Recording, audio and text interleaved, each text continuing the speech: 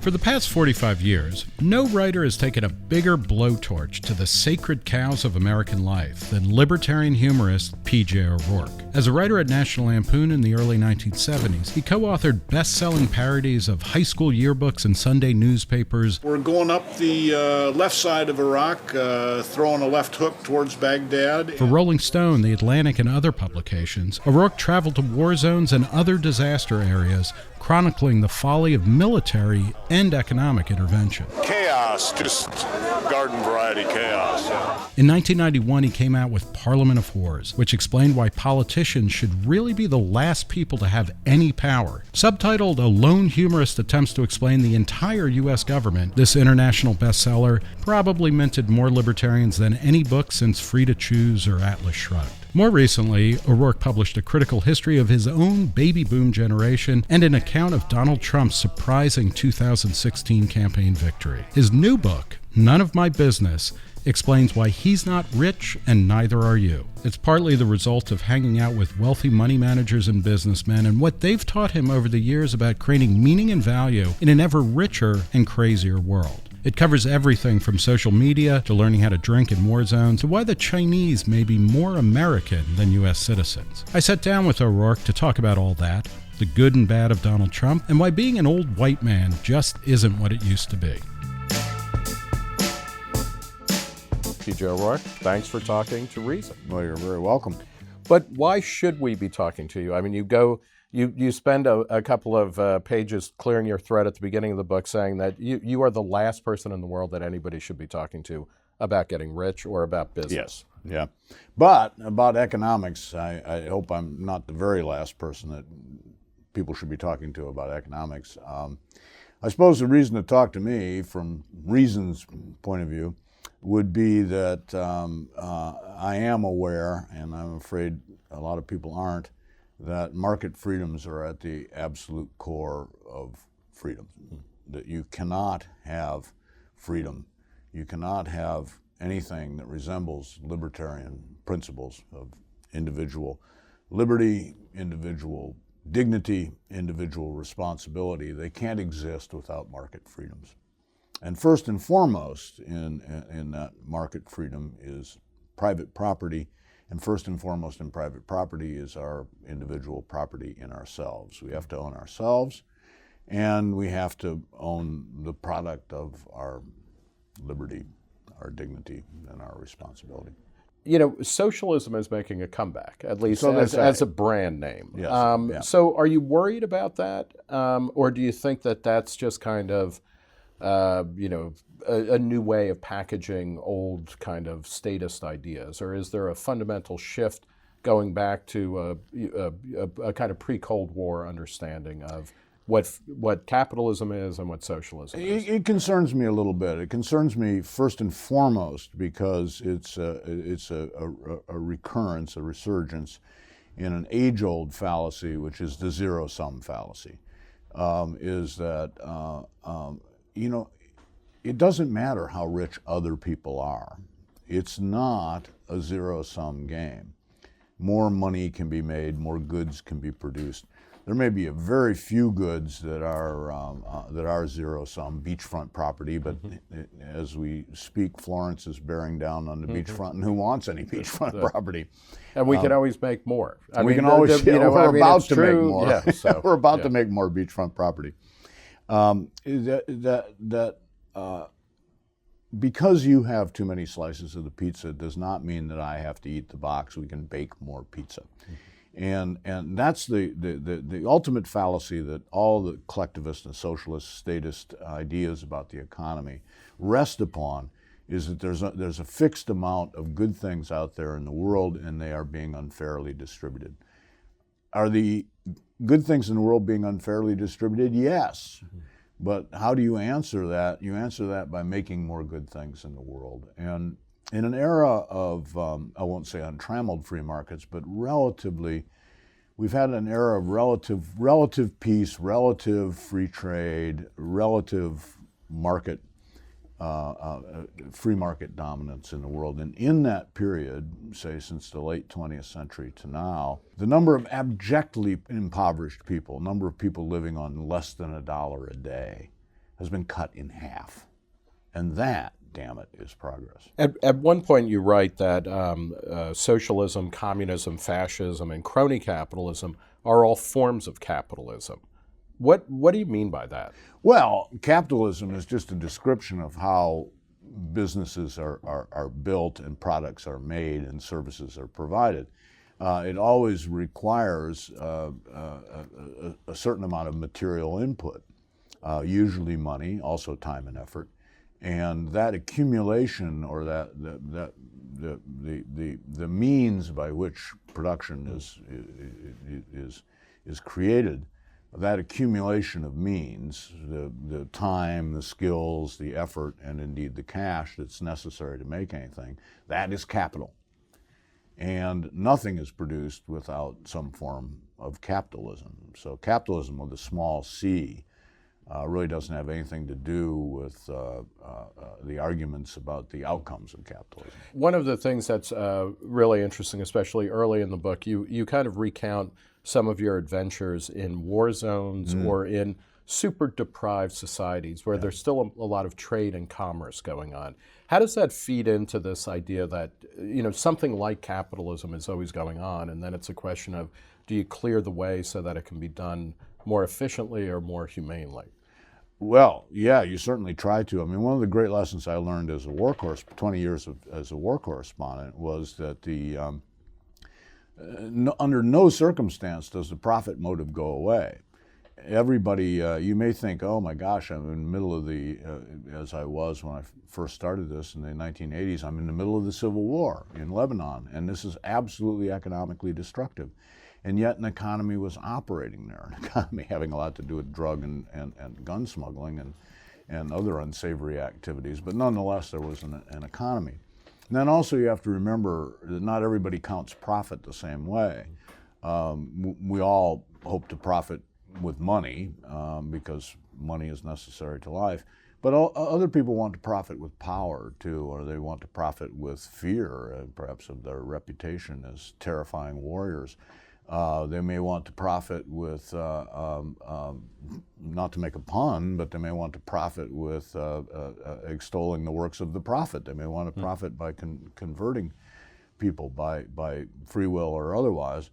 And even the good people involved in these conflicts, the aid workers and the peacemakers, they're piling up treasure in heaven, presumably. So you know they're counting their profit and virtue. When you think back to and you're talking about Lebanon in the '80s. I mean, you hit all the hot spots at one point.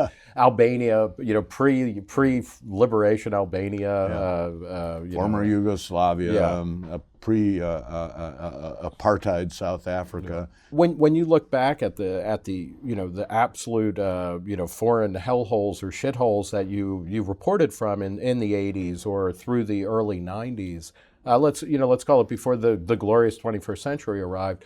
Do you feel like that we're much better off now as a world, despite all of the problems, or are we always kind of teetering on the edge of sliding back into abject kind of chaos? Yes.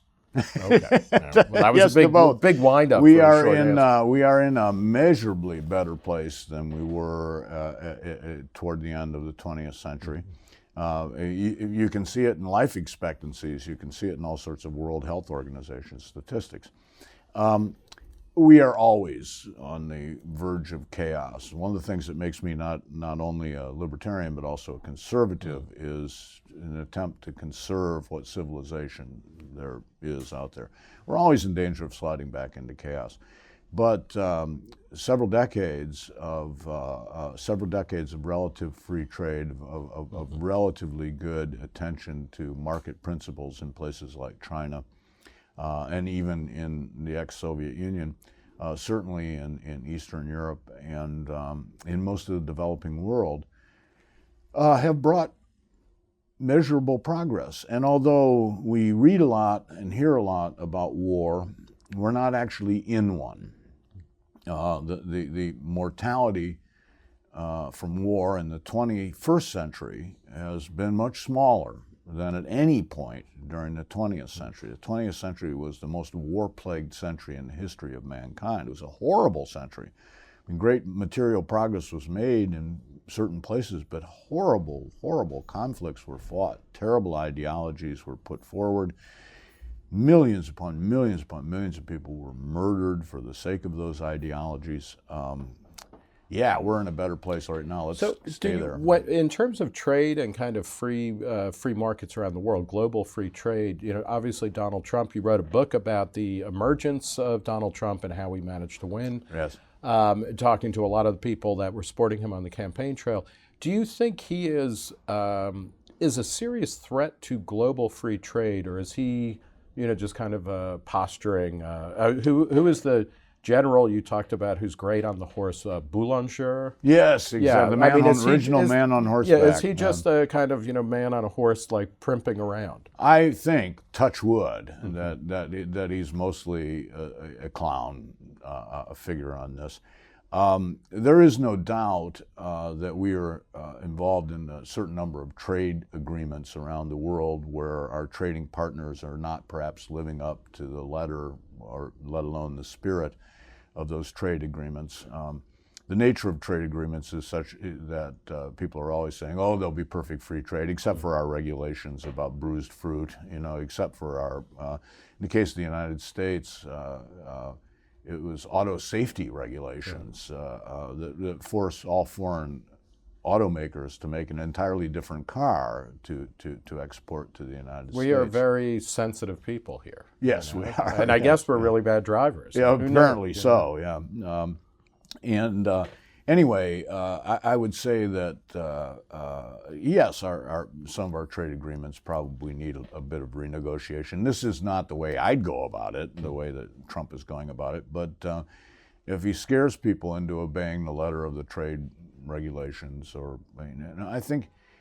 I don't think he knows much about what he's talking about. I don't think he has any idea what he's talking about here, but in pursuit of free trade, we want reciprocal trade agreements, and if his clowning around leads to that, on the other hand, it could lead to a trade war, a Smoot-Hawley tariff return to protectionism of the 1930s, and that would be utterly disastrous. We'll see. At one point you write, capitalism has transmogrified, and you have a whole section about mutant capitalism. What do you mean by that? Well, an odd sort of thing has happened, particularly with the tech giants, is that the typical model of investing, I would say the Warren Buffett model of investing, where you do due diligence on companies that have been in business for a long time, that have a certain kind of cash flow and a model of operation, and you try to find the most valuable of those companies selling at the most reasonable price. It's kind of gone out the window lately, at least in the news. I don't think it's really gone out the window. But the news reports are all about these companies that some of them have never made a profit. Very few of them distribute their profit in dividends. The bet is all on their enormous growth. They've had enormous growth already. They've come out of nowhere. It's sometimes, in the case of something like Facebook, it's kind of hard to figure out what the product actually is, or if there is a product. This has muddied the waters for ordinary investors, and it worries me. But anytime you have a major change in technology and the advent of the iWorld, the digital transformation certainly is one of these economic transformations.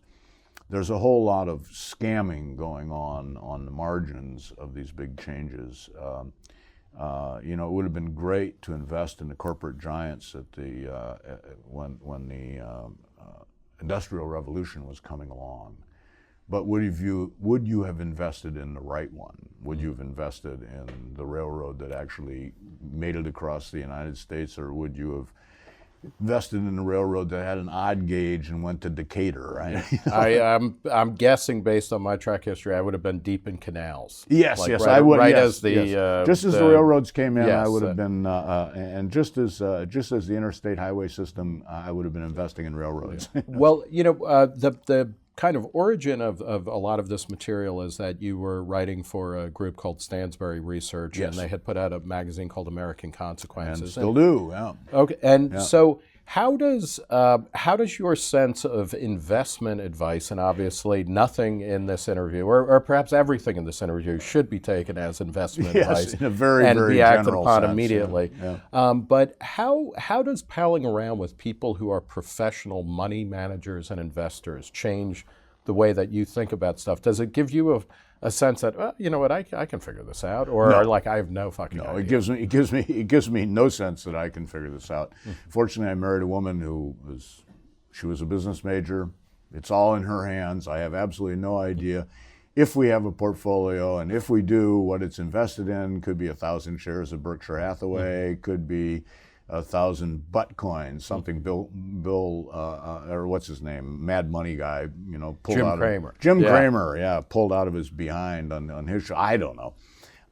But what it is for me is a whole new wonderful subject matter, just at a moment when my traditional subject matter, which has been politics, has become poisonous and poisonously boring.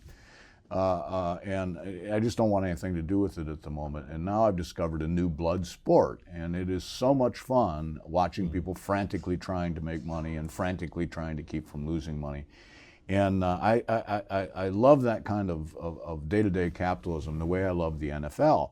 Not only is it a great game, a fantastic spectacle, but I get to see all the guys who shoved me into my locker in high school break each other's legs. Right. So what's the possible downside? Now, hanging around with these guys who actually know what they're talking about, first place, they're endlessly feeding me good material.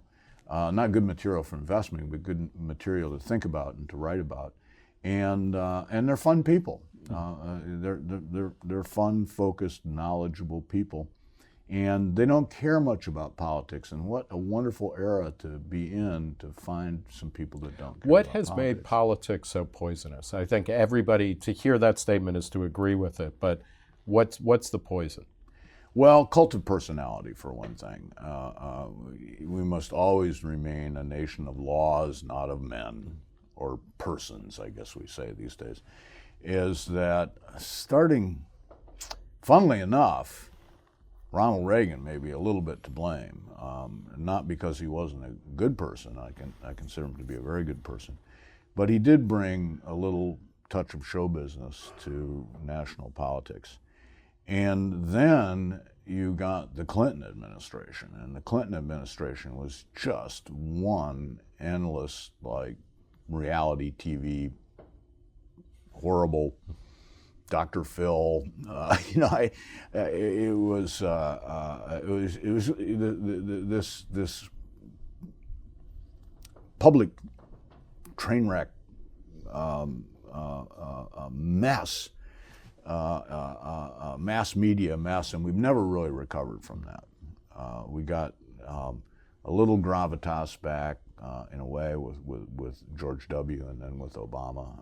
Whatever disagreements I may have with Obama, I can't say he was an undignified president.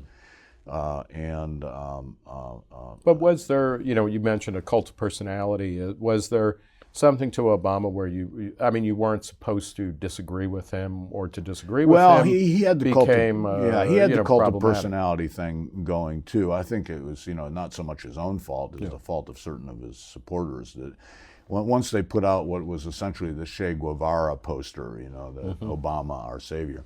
I've got to say that in his favor, that he never acted like he was that person. He actually, the man has rather minimal charisma. Thank goodness. Yeah. I think that's a good thing. I think politicians should have no charisma whatsoever. So you're waiting for Walter Mondale I'm waiting for Walter Mondale to Yeah. come back. Yes, I certainly am. And any thinking Democrat should be waiting for. We should all be waiting for Ike and Walter Mondale to come back. So is Trump? How much is he grading on you? And it's not just Trump, but then he calls forth, I guess this is part of the poison. Trump is certainly poisonous to discourse because he makes everything about himself, at the most base level, but then he conjures forth, or maybe he's the reaction to equally poisonous things coming from the other side. He does. He calls monsters forth from the briny depths. There's no doubt about it. On the left and on the right, both. The shock horror of the liberal left at Trump totally plays into his hands, and it totally plays into the hands of the sort of angry alt-right. It's really brought all the most unpleasant factors in American society right to the fore. But the thing that grates me is that I've got 3 kids, and they're now age 14 to 21. I'm done with raising toddlers. I've been through that. I don't want to do it again, and to have a toddler in the White House. The next diaper you change is going to be your own, right? Well put. Sad thought, but well put. Yeah. So how do your kids respond to because they're growing in a world of kind of I-capitalism, of this post-industrial, where Amazon, Facebook, Twitter, Google, YouTube, all of the tech giants that you write about in a very kind of forthright way as transmogrification, a mutant form of capitalism from where you are. How do you communicate to your kids what is different, and do they care? They do care. I don't think my kids are particularly impressed by the I-world. They use it, of course. They're adept with it, or much more adept than I am. But and of course they're in constant communication. I mean, my parents' great complaint would be, he never writes, he never calls, he never comes home, we don't know what he's doing, we haven't heard from him in 6 months. Now it is, we haven't heard from her in 6 minutes. My eldest daughter is doing a semester abroad in Budapest at the moment, but would you know that? No, she might as well be in the next room. I mean, she and her mother are Skyping every 10 minutes, and she writes, typical of kids today, I'm in this restaurant in Pest, what should I order? It's a little exhausting as far as I'm concerned, but they are skeptical of this world at the same time. My eldest daughter is probably most articulate about it, and I kind of interviewed her when she was in high school and she finds it a little exhausting, this continual connectedness. She says that, in girl society at least, it stirs up all sorts of emotions that probably should be allowed to rest overnight, and she said she wishes she used her social media less, and I don't think she uses it enormously. She doesn't spend all of her time on Snapchat or whatever it is. Snapchat is the one tech giant that you seem to really not believe in the book. In many ways, I don't believe in any of them. I look at something like Facebook and then I ask the kids and they go, "It's so for old people." It's like the community bulletin board. My eldest daughter, again, good analyst of this thing, so we still use it. My friends and I still use it because it's a way to get out a broad message to, if we're going to have a big open house at the sorority house, this is our way of getting this out to everyone. She said, but functionally, it's the bulletin board at the community center. Yeah. What do you think about, there are, in the political arena, both on the right and the left, I mean, just a couple weeks ago, we had hearings about social media where major players from Facebook and Twitter were called to the carpet to say, you're not doing enough to do our bidding. Are you worried about, Google, Facebook, Twitter, Amazon having monopolies in a way that conjure up the old, U.S. Steel or well, there are two questions. Standard Oil. Two questions in here, basically. The thing is, it should come as no surprise. I can't say it worries me because it's so unsurprising that it doesn't really rise to the level of worry, but it is a shame. Nothing grows up, nothing is created that politics doesn't want to get a hand on, either to both tax and to regulate. If it moves, regulate it. If it profits, tax it. And so all this new economy is kind of falls outside the traditional parameters of regulation and indeed, in some cases, of taxation. And so naturally the politicians are rushing in there to regulate. And so they hate for there to be any power base other than politics. And this happens to include plenty of Republicans. This is not just a Democratic, this is a bipartisan problem. Then we come to the monopoly question. And what's interesting about the tech giants is that they have, in effect, created a new kind of monopoly. I mean, they're not monopolistic in the sense that they've bought up everything. They're not monopolistic in the sense that the barriers to entry of their business are so high that no one could overcome them. But they are a kind of monopoly of convenience. It is a pain in the neck to use 10 search engines. It is a pain in the neck to use 10 forms of social media. So people tend to gravitate to one search engine. They tend to gravitate to one form of social media. The search engine in particular is that, and the more people who gravitate to that search engine and use that search engine, the more other people are lured into using that. But then you mentioned something like Amazon has something like, at the time you were writing, 5% of retail. Maybe it's risen to 6% of it. Yes. So the idea that they're somehow commanding every aspect of our commercial life. The idea that Amazon is some sort of retail monopoly is patently ridiculous. Yes, like you say, it's 5 or 6% of the retail trade in the United States, and a lot of it is flow-through. They're freestanding. It's not all owned by Amazon by any means. I mean, most of Amazon's business is a flow-through business. It comes from existing retailers through Amazon out to the customers, and there's nothing that prevents someone else or a million other people from creating their own Amazon-type delivery systems, and many fairly powerful retailers have done so and are doing so. I think where the question of monopoly arises, Google would be a better place to look, because so many customers are using that search engine. That search engine has an extraordinary power. The answer to this is not government regulation. The answer to this is a better search engine. And I'm sure plenty of people are working on it.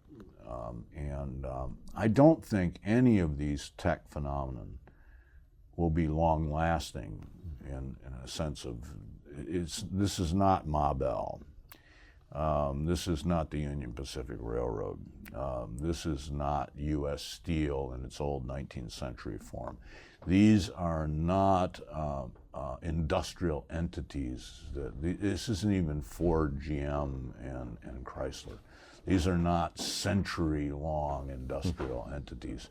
And at one point you have a chart in the book, which I think a lot of people are familiar with, where you look at what companies were in the top of, whether it's the Fortune 500 or the S&P in 1950 or 1960 versus now. Do you feel like that churn is continuing, or is it even speeding up?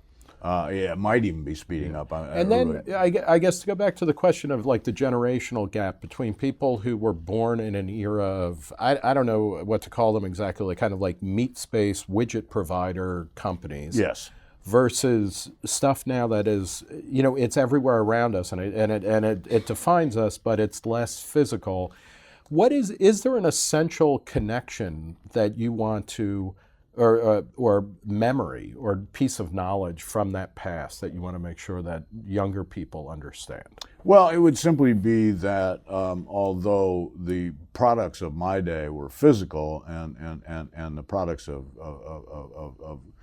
today seem to be more conceptual, the same free market principles apply to the manufacture of Fords as they do to the manufacture of social media platforms. Okay, and then and I'm going, because it comes in for both Snapchat and the Pontiac Aztec come in for a fair amount of abuse in your book. So Snapchat is essentially the post-industrial version of the Pontiac Aztec. I think, I'll say that. I have no idea what I'm talking about, of course. I'm not even sure what Snapchat is. I think, it's something, it's something, the way the kids can talk to each other, that allegedly disappears. Although, as my daughter, their tech-savvy daughter, points out, said, Dad, it doesn't really disappear because somebody can take a screenshot of what you've said on Snapchat. So it's not really a private. She's perfectly aware that she would need an encrypted channel to have actually private. And at this point, you have no idea what's going on, but you're very worried about what your daughter is doing. I will, if she gets on some sensitive subject, I will say, honey, let's go to a landline. Do you worry at all about the kind of privacy implications? Oh, hell yes. And why do you worry about them? Because it's from a kind of traditional political, right of center, libertarian conservative thing. Of course, you don't want the government knowing anything, and you don't want your Social Security number to become like a personal ID card or something, no. Which it obviously did. But now, not only does the government, but every corporation, I mean, Google, Facebook, Amazon, they have so much. Yeah, but why? Well, I think, the why is simple enough. About a year ago, my tuxedo suspenders wore out after 3 decades. I mean, that is the worst humble brag I've ever heard. So you have not gained weight in 30 years. Congratulations. So I go on Brooks Brothers online and order a new pair of tuxedo suspenders. Well, very pricey, I may say, but it's an expense that only comes along every 25 or 30 years. So I'm probably on my last set of tuxedo suspenders. For months afterward, I was plagued by ads from suspender makers. It had gotten in there that I bought a pair of suspenders. And all of a sudden, I am like suspender central. I don't want any more suspenders. I needed one 35 years ago or whenever it was, and I need one now, and that's it. And Brooks Brothers themselves, knowing full well I just bought a pair of suspenders, they're trying to sell me more suspenders. And I thought, God, imagine if I had ordered an anatomically correct inflatable towel. What this one? Yes, it's all out there, and I think that it's a problem we'll get over. Anytime there's a new method of communication, there is a new method of violating the privacy of that. When regular free postal delivery was invented, so were people reading your letters. When the telegraph line was invented, so were people tapping the telephone line. And I mean, there's nothing new about this, really. I can remember my grandmother saying, never write anything in a letter that you wouldn't shout from the rooftops. And my saying to her, Grandma, I guess that's why all the mail we get is help, I'm trapped on a roof. You're not hysterical in a way that a lot of people on the right and the left are about the tech giants. Another place where a lot of people are freaked out, again, both on the right and the left, are about China, and China as a rising economic, cultural, national power. You're not, and you have a section in the book where you recount having gone to China a couple of years ago with some old hands who've been working there for a long time. And you're generally very optimistic about China. What explains that? Because this is certainly one of Donald Trump's bête noirs. Right? Yeah. Well, first place, I like the Chinese. As foreign cultures go, it is one in which an American is more comfortable than, say, for instance, France. The Chinese have a very similar sense of humor to U.S. Some very hardworking people. They like to have their fun, and it's kind of an easygoing place. Obviously, not about political dissent or religious dissent. We know that. I'm scared of the communist government of China. I do not think they wish the world well, and us specifically. On the other hand, China has a successful military history of none whatsoever. It may have a large military. That military has no practical experience in the real world. The last combat they were involved in was some sort of border conflict with Vietnam, and I think they got thrashed by the Vietnamese, as did we. The Vietnamese knew how to punch above their weight. Right? Let's give them credit. They did, and they still do.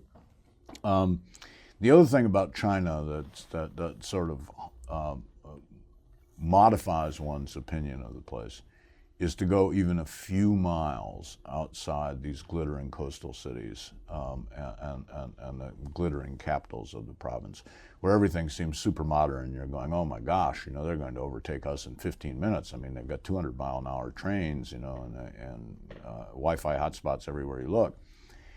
Go just 30 miles outside those cities, and you are back in another millennia. If it weren't for one skinny electric wire running to these tiny villages, you really could be in the Tang Dynasty. It's an incredibly poor country.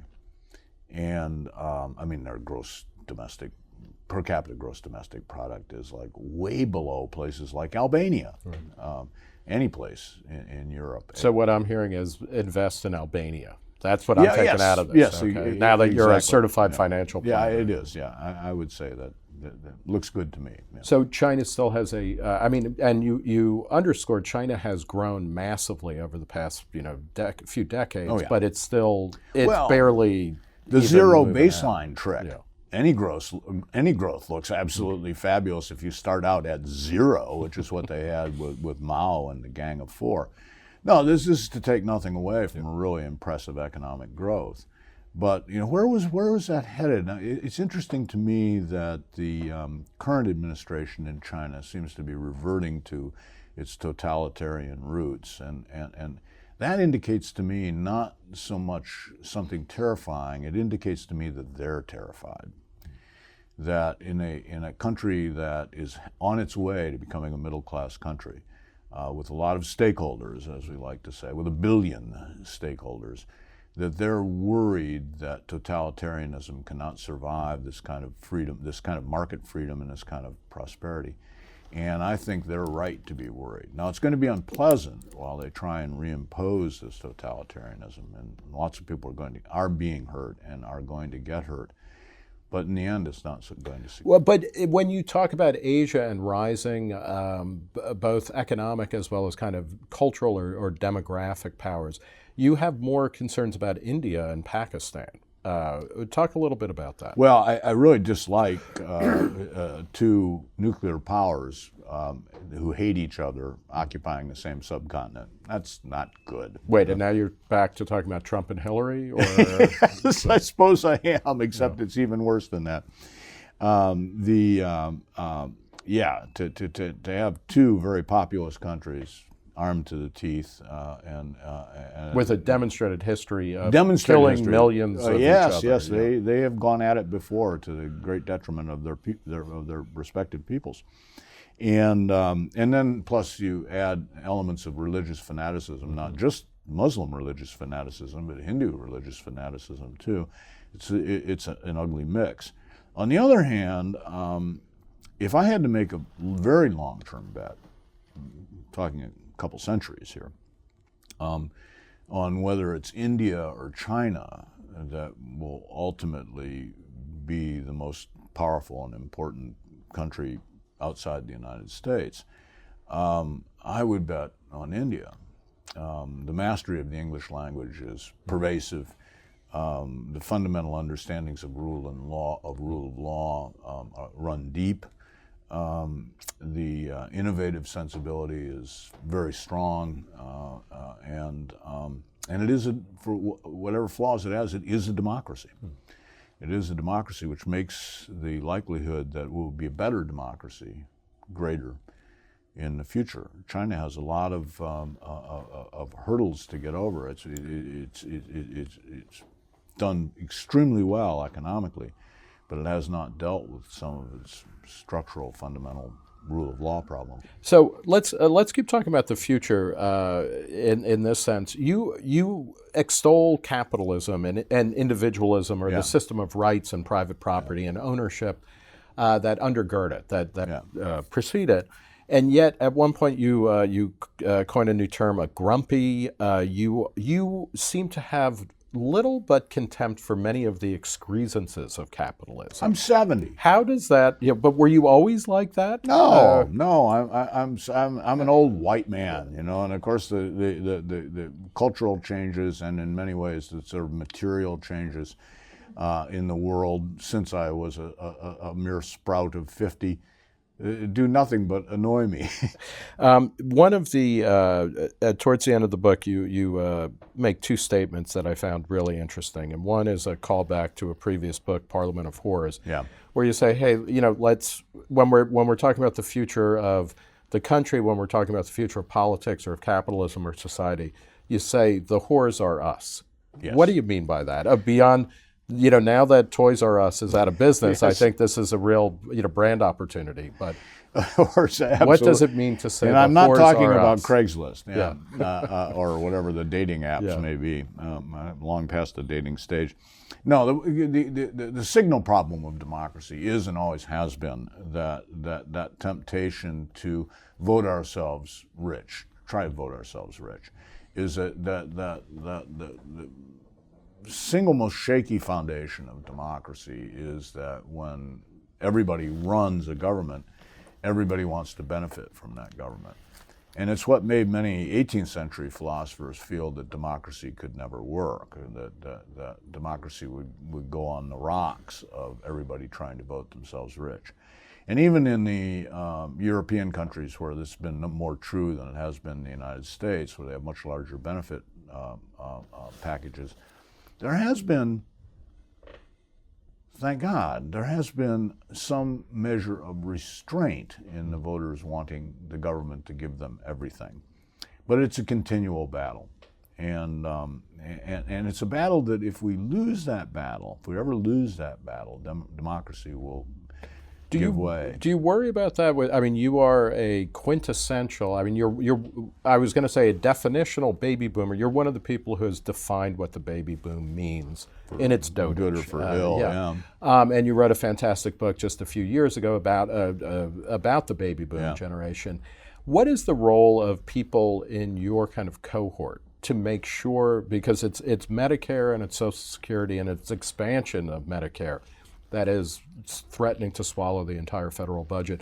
What is the responsibility of people in your situation to say, fuck it, we're rich enough, we're going to take care of ourselves and we're going to push the cash back down to younger, poorer That people? is our responsibility, and we have not taken hold of that responsibility. We are not living up to that responsibility. Can we if we get enough rascal scooters through Medicare to you, will you lead a march down Washington? May need one of those Pennsylvania. electric chair. A damping control. Yes, exactly.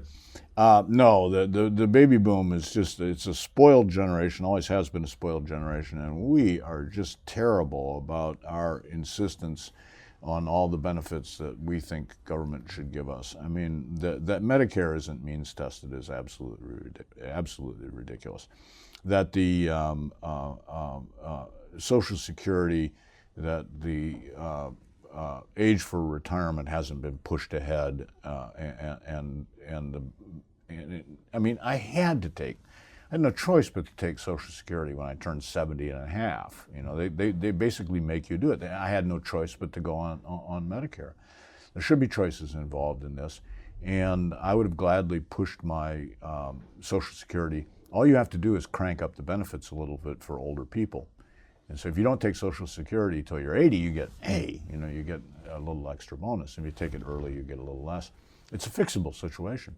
But my generation is not going to fix this. We're going to have to face the broke generation. Is going to have to the fix whores are us, whores but are us, especially the baby boom. especially the baby boom. So the other, and we'll end on this, you write towards the end of the book something, and I have just recently been reading all of the people are saying, we need socialism now, and socialism is the answer. You, in 3 words, sum up something that I think a lot of us feel but don't know how to articulate, which is capitalism is fun. Yeah.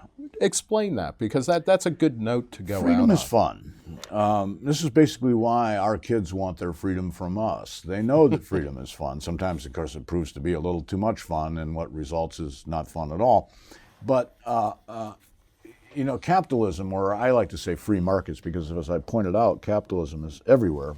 You can't do anything without capitalism. But free markets are freedom, and freedom is more fun than being enslaved, than being restricted, than being institutionalized, than being in jail.